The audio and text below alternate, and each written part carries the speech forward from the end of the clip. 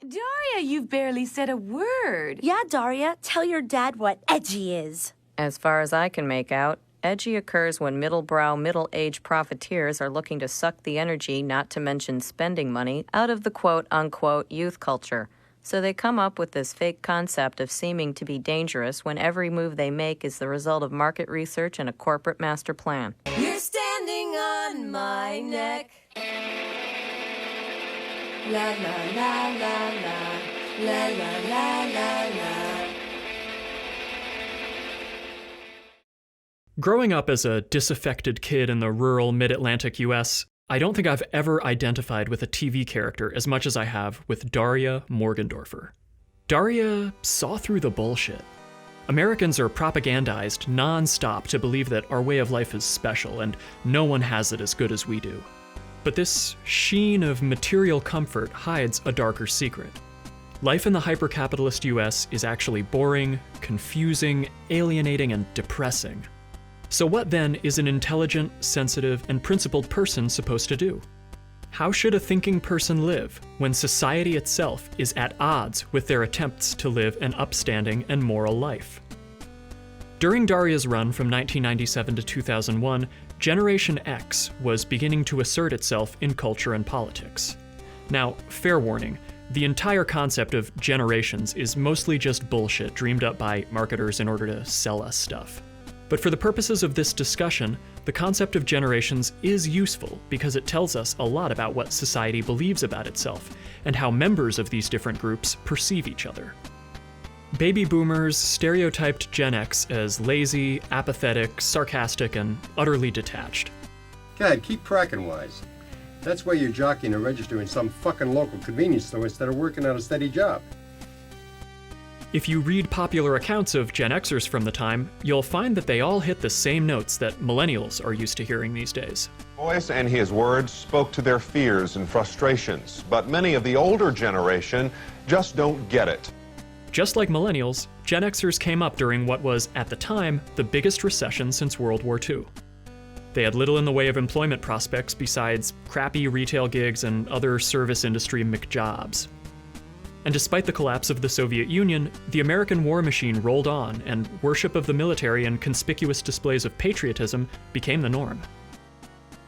The 90s were awash with rah-rah enthusiasm about the triumph of the West. The Cold War had ended, and we were entering a period of supposedly never-before-seen economic prosperity and peace. But in reality, things still weren't that great for regular people.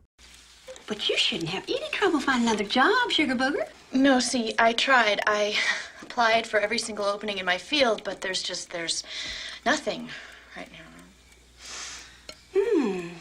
Well, then I hate to say it, but times are hard. You're just gonna have to swallow your pride. Why don't you get a job at Burgerama? They'll hire you. And so, ironic detachment and sarcasm became the watchwords of Gen X. Which is where Daria comes in. By the time Daria debuted, the stereotype of Gen X as a generation of good-for-nothings was fixed in the American imagination. Daria the character was herself a spin-off of the Mike Judge show Beavis and Butthead, who are perhaps the ultimate cartoon slacker duo. So at first glance, Daria seems like the picture-perfect embodiment of the Gen Xer. Cold, detached, sarcastic, and utterly unwilling to play along with social niceties. Yeah, thanks, Dad. That's tremendously helpful. But throughout the show, Daria is revealed to be an intensely, uncompromisingly moral and principled person, even when it alienates her from everyone around her. Since the token women and minorities you hire rarely move into upper management, and since I won't give the answers you want to hear in hopes of somehow bucking the odds, I guess you can just pass on me as if I were one of your female employees up for promotion. It suggests an uncomfortable truth about all those stereotypes about Gen Xers, and by extension, the generations that came after.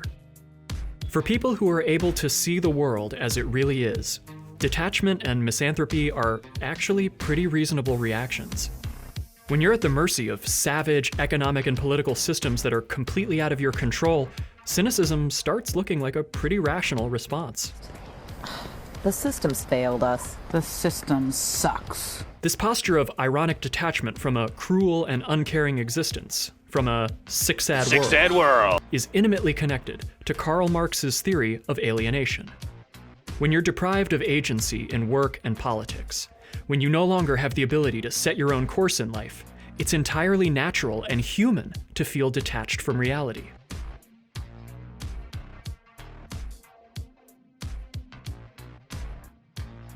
And Marxist alienation is a perfect description of Daria's life in the upper-middle-class suburbs of Lawndale. A suffocating mix of McMansions, neatly manicured lawns, textureless shopping malls, and an all-consuming sense of complacency. A suburban tableau where everything is in its right place and everything is as it should be. Daria dared to ask whether this vision of American-style success was actually worth living for. My goal is not to wake up at 40 with the bitter realization that I've wasted my life in a job I hate because I was forced to decide on a career in my teens. I could go on and on and on. Daria is an amazing show. There's a certain timelessness to the humor and the characters that still holds up today, more than 2 decades since its debut. And yet it's a show that is also completely of its time. This show could not have been made in any other moment than that brief halcyon era between the end of the Cold War and September 11th. Which is why I can't think of anything that's less Daria than the woke Daria reboot MTV has planned. The iconic animated franchise is reinvented through the eyes of heroine Daria Morgendorffer and one of her closest friends, Jodie Landon. These two smart young women take on the world with their signature satirical voice while deconstructing popular culture, social classes, gender, and race. Jodie Landon was the one character in the show who could reliably serve as a mirror to Daria's more selfish and inward-focused tendencies. Jodie was just as smart, just as forthright, and just as moral as Daria, but her character was informed by how she also had to navigate racial biases in everyday life. Don't you think Val could try harder to present a multicultural, multi-ethnic, less brain-dead point of view to enlighten girls instead of just marketing to them? What's your name? Jodie. Jodie, you've got great sassy energy. Now let me turn it back on you. Pea green nail polish, edgy or icky? What do you guys think? So where Daria had the privilege to be an absolutist, Jodie had to be a flexible pragmatist just to get by. Where Daria refused to participate, Jodie was a joiner, the go-along-to-get-along type. Daria held court with grunge rockers, and Jodie was immersed in the country club set, which in the 90s were only just starting to open up their doors to black folks.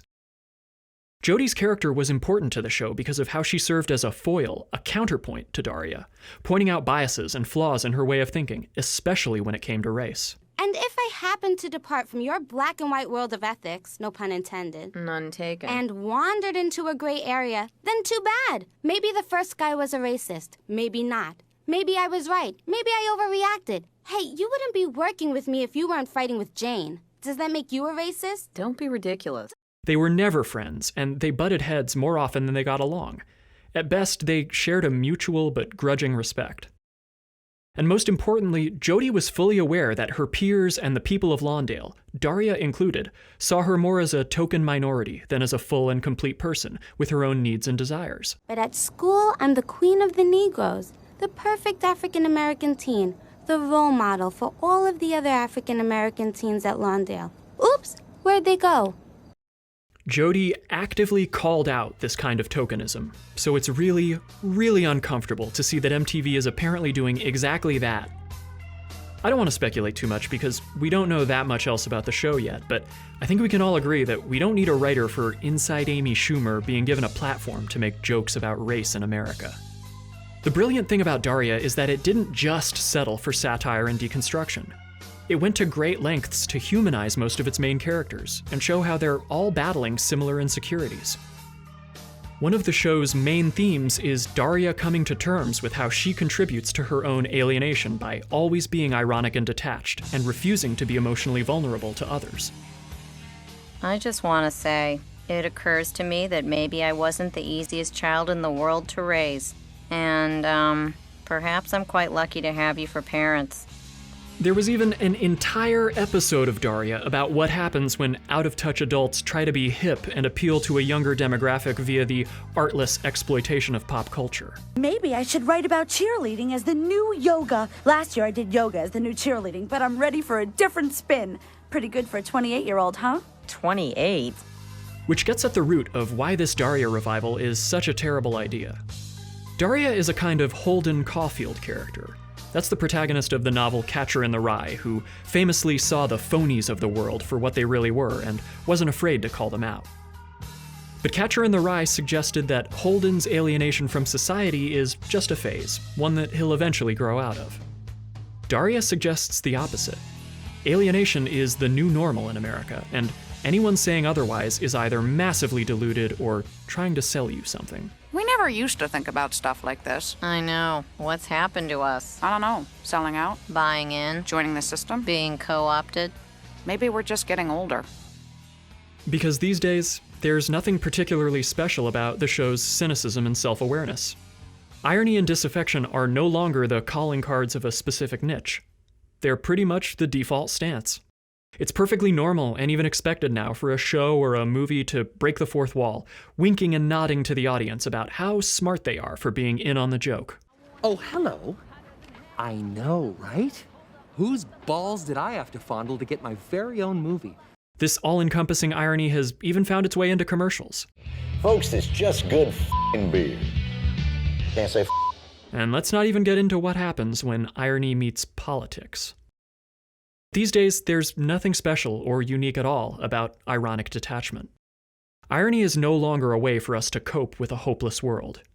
It is now the primary way the world markets our own hopelessness back to us. Nobody exists on purpose. Nobody belongs anywhere. Everybody's gonna die. Come watch TV. If you're genuinely excited about the Daria reboot because it means we're getting more Daria, that's cool. No one can dictate who is and isn't a Daria fan. There's a lot of exclusionary bullshit gatekeeping about who gets to enjoy certain kinds of media, and that's never a good thing.